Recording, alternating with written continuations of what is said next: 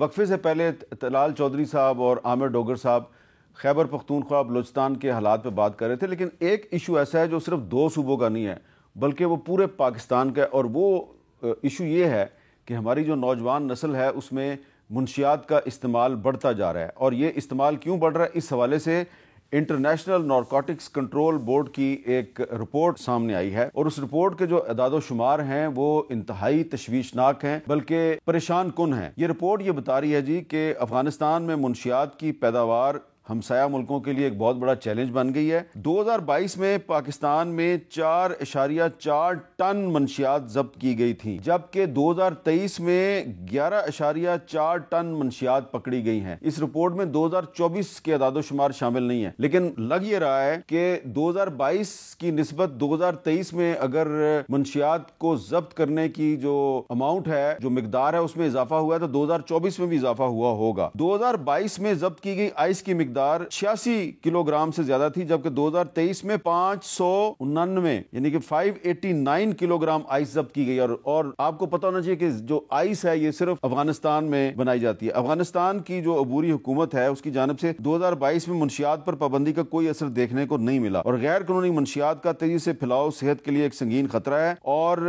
افغانستان میں تیار کی جانے والی منشیات اسمگلرز کے لیے پورے جنوبی ایشیا میں پھیل رہی ہیں، بلکہ جنوبی ایشیا سے باہر بھی پھیل رہی ہیں۔ تو طلال چودھری صاحب، کیونکہ اب آپ کے پاس نارکوٹکس کا بھی اضافی چارج ہے، تو یہ آپ بطور ایک پاکستانی کے اور بطور کابینہ کے ایک ممبر کے اس پہ کو توجہ دیں گے کہ یہ جو افغانستان سے جو آئس تیار ہو کے پاکستان آتی ہے اور پورے پاکستان میں پھیل رہی ہے، اس کا سدباب کیسے ہوگا؟ ٹنوں کے حساب سے آ رہی ہے۔ میر صاحب، بہت آپ نے اہم نقطے کی طرف اشارہ کیا ہے۔ ابھی جو فیصلہ ایک افغان شہریوں کے متعلق ہوا، اس میں ایک وجہ یہ بھی ہے 40% دنیا میں جو ڈرگز ہے وہ سنتھیٹک ہوں یا دوسری ہوں، وہ افغانستان سے اس وقت پروڈیوس ہو رہی ہے۔ آپ نے بالکل ٹھیک کہا ہے کہ یہاں پر وہ جو ٹیبلٹس ہیں، جو آئس ہے، یہ اس کی بڑی بھاری مقدار آ رہی ہے۔ ہم وکٹم ہیں اس وقت، اور پاکستان ٹرانزٹ کنٹری بنا ہوا ہے، یہاں سے یہ ساری ٹرانزٹ ہوتی ہے، جس میں سے بہت ساری پکڑی بھی جاتی ہے۔ مثلا ANF نے صرف اس سال میں جو انٹرنیشنل اس کی ویلیو ہے وہ $10 بلین کی پکڑی ہے، اور 10 بلین کی باقی ایجنسیز نے پکڑی ہے۔ آپ سوچیں نکلی کتنی ہوگی؟ $20 ارب کی پکڑی۔ یس، یہ انٹرنیشنل، یہ وہ اعداد و شمار ہیں جو کہ انٹرنیشنلی مانے جاتے ہیں، اور یہ دیکھیں یہ افغانستان سے پروڈیوس ہو رہی۔ پہلے ایک 2022 میں جب طالبان آئے تو انہوں نے ایک پابندی لگائی جی کہ ہم یہ پروڈیوس نہیں کریں گے۔ انہوں نے 8-10 مہینے پابندی رکھی، آرٹیفیشل ڈیمانڈ کریٹ کی، اسی منشیات کی پرائسز بڑھی، پھر وہی وہاں پروڈیوس ہونی شروع ہوگی۔ اور یہ جو افغان شہریوں کے متعلق فیصلہ ہے اس میں ٹیررزم اور یہ جو ڈرگز ہیں، اور پھر ڈرگز کے پیسوں سے جو کچھ ہوتا ہے وہ سارا کچھ اس میں شامل ہے، جس کو یہ وجہ سے یہ فیصلہ کرنا پڑا کہ انہیں اب واپس بھیجا جائے۔ عامر ڈوگر صاحب، کیا یہ جو منشیات ہے یہ بھی ایک ایسا ایشو نہیں ہے کہ اس پر بھی حکومت اور اپوزیشن کو تمام اختلافات کے باوجود کوئی آپس میں بات چیت کرنی چاہیے؟ سر بالکل، اس سے پہلے جو آپ نے کرکٹ کی بات کی، یہ بڑی بدقسمتی ہے کہ ہمارا حریف ہندوستان پہلے تو جس نے ہمیں پچھاڑ دیا، وہ اس طرح ہمارے ساتھ کھیلے جیسے ہم ٹینس بال کے پلیئر ہوں، اور اس کے بعد پھر ہم سے ٹائٹل چھین کر ہم ہوسٹ ہے وہ ہندوستان دبئی لے گیا، اور کل کوئی بندہ ہمارا نہیں تھا۔ کتنی بدقسمتی ہے سر۔ آپ کو ہر جگہ محسن سپیڈ ہی کیوں نظر آتی ہے؟ ٹھیک ہے، کرکٹ کے گراؤنڈ تیزی سے بنا دینے سے کرکٹ کی ٹیم کی کارکردگی پر بھی نظر رکھنی چاہیے۔ اچھی بات ہے آپ نے اسٹیڈیم بنائے، بہت اچھی بات ہے، ضرورت تھی، ایک بڑا ایونٹ ہوا، لیکن اس ایونٹ کا اینڈ کیا ہوا؟ اور دوسرا یہ کہ ٹیم کی کارکردگی کیا ہے؟ بڑے بڑے پلیئر شعیب اختر ہوں یا میاداد ہوں یا رمیز راجہ ہوں یا وسیم اکرم ہوں، جو ہمارے ہیروز تھے، ان کی آپ تبصرے تو سنیں۔ وہ لیجنڈ، اگر آپ سفارشی بنیادوں پہ ہر چیز میں محسن سپیڈ آ جائے گی تو پھر حالات یہی ہوں گے نا۔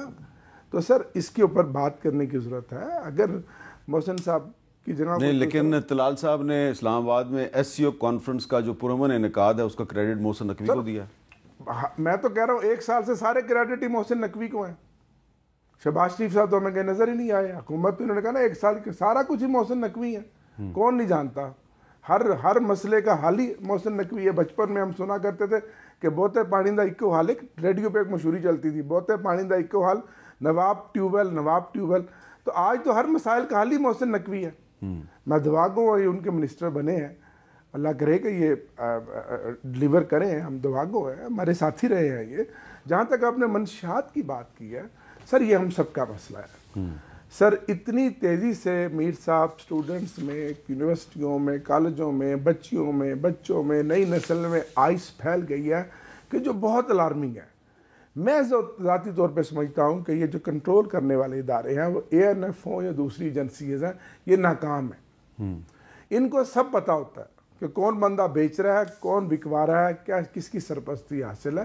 لیکن ٹھیک ہے, انہوں نے فگر دے دی ہے کہ جی پچھلے سال سے نسبت اس سال زیادہ پر KG پکڑی گئی ہے, اماؤنٹ بھی $1 بلین میں ہے. ٹھیک ہے, اچھی بات ہے, لیکن اس پر مزید کام کرنے کی ضرورت ہے. اور پوری قوم کو, پارلیمنٹ کو, تمام اداروں کو ایک کانسنسس کر کے اس کے خلاف ایک بڑی اسٹرانگ کیمپین چلائیں, تاکہ یہ کیمپین چلے, ہر فورم پہ کیمپین چلے, اور پھر بارڈرز کو آپ سیل کریں اور بند کریں. بارڈر کو سیل کریں اور بند کریں. جی سر. تو یہ جب بند کریں گے اور سیل کریں گے تو اس پہ کوئی آپ اعتراض تو نہیں کریں گے؟ سر نہیں, ہمیں تو کوئی اعتراض نہیں ہوگا. جہاں سے منشیات آ رہی ہے تو ہمارے بچوں کو اچھا زہر بول رہی ہے نا. طلال صاحب, اب اگر 2023 میں 11.5 ٹن منشیات افغانستان سے سمگل ہو کے پاکستان آتی ہیں اور آپ کی ایجنسیز نے ان کو ضبط کر لیا ہے, کانفسکیٹ کیا ہے, 11.4 ٹن, بہت بڑی ٹن, یعنی کہ ٹنوں کے حساب سے سمگل ہو کے آ رہی ہے. تو یہ ویسے اتنا آسان تو نہیں ہے. یہاں تو آپ کو اتفاق کرنا پڑے گا عامر ڈوگر صاحب سے کہ کچھ لوگ تو اندر سے بھی ملے ہوئے ہوتے ہیں نا. دیکھیں میر صاحب, اس میں کوئی شک نہیں ہے. یہ دیکھیں نا, بلینز آف روپیز کی بات ہے, لوگ بکتے ہیں, لیکن یہ بھی نہیں ہے کہ سارے ہی بکتے ہیں.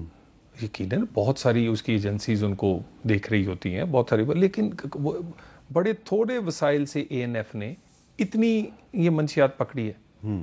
دیکھیں نا, اور اس میں جو ہمارے ہمسایہ ممالک ہیں, اب وہ بات تو برادر ملک تو ہیں, لیکن ذمہ داری بھی دکھانی ہے نا. دیکھیں 40% جو کہ دنیا کی ڈرگز ہے وہ پروڈیوس ہمارے ہمسائے میں ہو رہی ہے, اور ہم ٹرانزٹ کنٹری ہیں. تو یہ ٹرانزٹ بھی ہیں اور وکٹم بھی ہیں. وکٹم دیکھیں نا, 2 قسم کے وکٹم ہیں. ایک تو جو منشیات ادھر بکتی ہے, ہماری نسل تباہ ہو رہی. دوسری اسی منشیات کے بعد جو اس کے پیسے سے مسائل پیدا ہوتے ہیں, اور جو بہت سارا کرائم ہوتا ہے. تو دیکھیں کنسنسس میرے بھائی پیدا کر رہے ہیں, لیکن یہ کنسنسس انہیں اسمبلی میں, اور یہ کنسنسس ہمیں عملی طور پہ پیدا کرنا پڑے گا.